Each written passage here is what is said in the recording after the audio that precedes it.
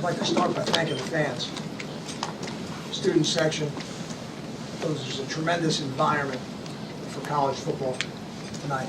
There was a great showcase, not only for our university, but for our entire state. The way they came out and supported us, it's never been better.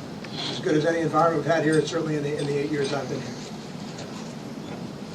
Certainly disappointed in the game. Probably does not even need to be said. I felt like the critical kind of swinging point in the game. We fake a field goal for a touchdown. It gets called back for a penalty. They end up driving for a touchdown. Then we have a fumble on a kickoff return. It's kind of a 21-point swing in a very short amount of time. And we weren't ever able to really swing the momentum back. And that's my job. So I take responsibility for that. I just didn't seem to be able to find a way to swing the momentum back in our favor. And that's unfortunate. I couldn't be prouder of the players and the effort they showed tonight.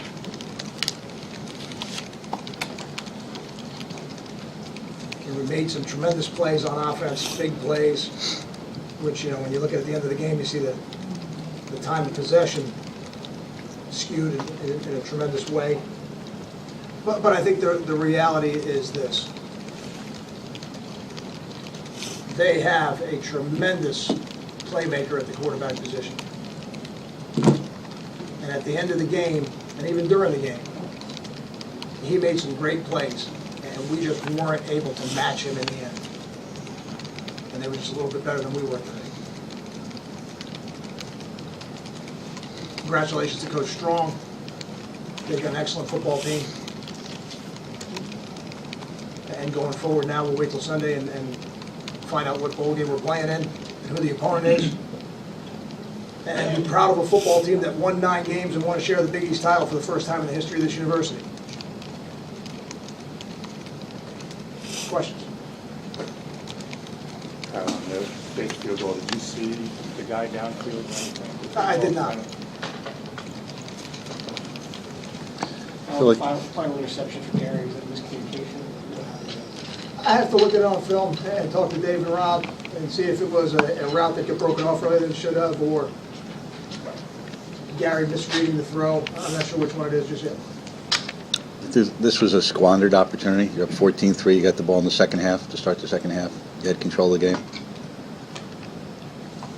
I mean, I don't know if there's a lot of game left to play at that point. You know, winning the first half doesn't guarantee you that you're going to win the game. We certainly were pleased to be in at halftime with that score. I think the missed opportunity for us was that we didn't play clean enough football for 60 minutes to win the football game. When there's a momentum swing in the game, the head coach has to find a way to try and swing it back, and I wasn't able to do that. Now, they had it for 42 minutes. Did you get the sense that the defense in the second half was a little fatigued at all?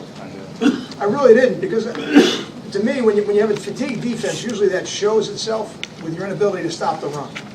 But I never felt at any point in that game did we have an inability to stop the run. I thought we got them in some long third down and third and long situations. And Teddy Bridgewater made some spectacular throws, and their receivers made some excellent catches, and they were able to convert. Did you have to say anything specific to Cameron or to Jeremy after the game tonight? I met with the players as a whole. I haven't met with them individually, but when we're done here, I will go back down and I'll see really all the players. I think we have a football team right now that's hurting. And they've poured a lot of their lives into this season, and they fought extremely hard today. Unfortunately, we didn't do it well enough. That's the reality of today. But the effort and the emotion that was poured into that game, right now their hearts have been ripped out.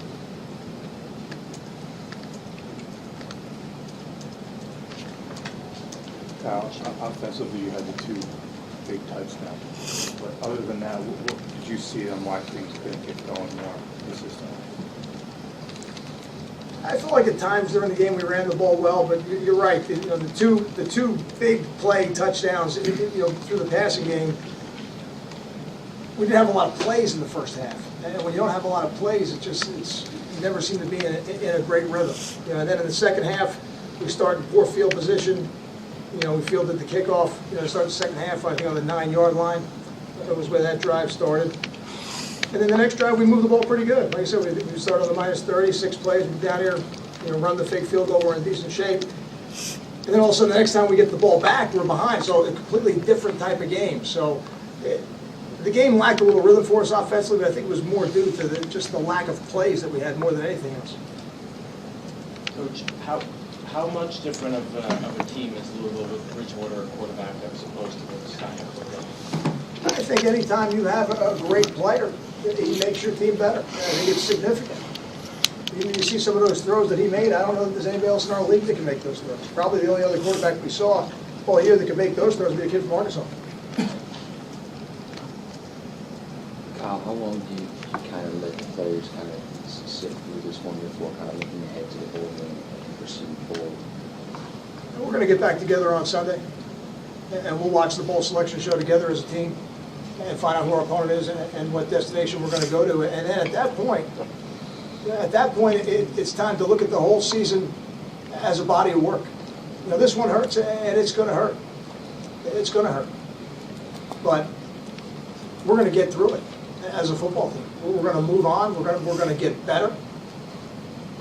And when we go out to play that bowl game, we're going to do it the way we do it every year. We're going to go out to win that bowl game.